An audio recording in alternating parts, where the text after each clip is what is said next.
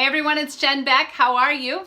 I want to speak with you for a few minutes today talking about why it's just as important how you eat as it is what you eat.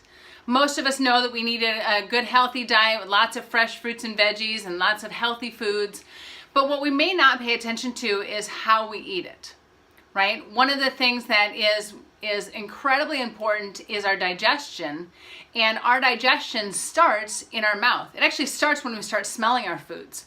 When we're about to eat something and we're cooking it or it's on the plate in front of us, that's when our digestion starts, because that smell actually releases digestive enzymes and salivary juices into our mouth, which helps to break down our food. Now, we also need to make sure that we're chewing, right? Because the only place that we have teeth is where? In our mouth, right? So if we're not breaking down our food enough, there's nowhere else in our body that has the ability to break down our food in that same way. So we need to make sure that we're chewing our food adequately. And it is so important that we're making sure that we're chewing our food almost to the point where it is like baby food consistency or a liquid. Because that's when we know that we've chewed our food enough to be able to pull out the nutrients, to help our body to release the rest of the nutrients on the way through, and eliminate it in a way that's going to be easy for our body to get through. Now, how many of you know somebody, or maybe it's yourself, that races through a meal, right? They are done, or you're done halfway through when everybody else is eating. That's a really good indication that there's not enough chewing going on, right? If you're sitting down eating essentially the same amount of food, but you're done before everybody else, that means you're inhaling your food at a rate where your body can't break it down.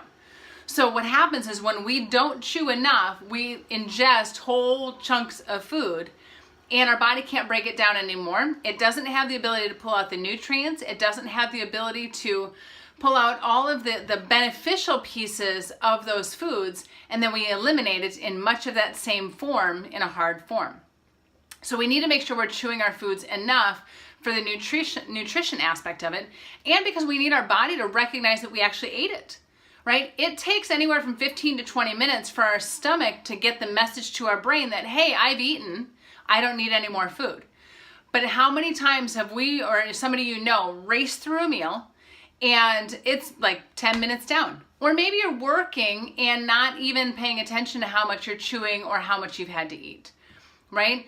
When we're mindlessly eating, it's really important to slow it down and to focus on our food. And I'm going to talk about that in an upcoming video, where mindfulness is really important when we're eating. But right now, today, I want you to focus on chewing, okay? So there's a couple ways that you can make sure that you're chewing enough. A few ways. One, you can count your chews 20 to 50 times, 25 to 50 times every time you take a bite, and then go 1, 2, 3, 4. Personally, I'm not going to count how many times I chew a piece of food. So you can also slow yourself down if you're eating with somebody else, to pace yourself and see how quickly you're taking bites. So take a bite every other one that they take. Right? So don't take a bite, but take a bite, wait for them to take a bite, you take a bite, them to take a bite, and alternate. That'll slow it down. I think the easiest way, though, is if you just take a bite, put the fork down, finish chewing to the point where there is nothing left in your mouth, pick your fork up, take another bite, put it back down again. It's going to automatically slow you down because you're going to chew until you're done eating. I find that a lot of people take a bite and then they chew 2 to 5, maybe 10 times if they're really intentional about it, and then we'll take another bite. And so when we have the ability to set down our fork, we are going to chew more extensively, and our body will thank us for it by pulling more nutrients out of our food, by sending the message to our brain that we're actually full, and we will eat less food based on just those couple of things.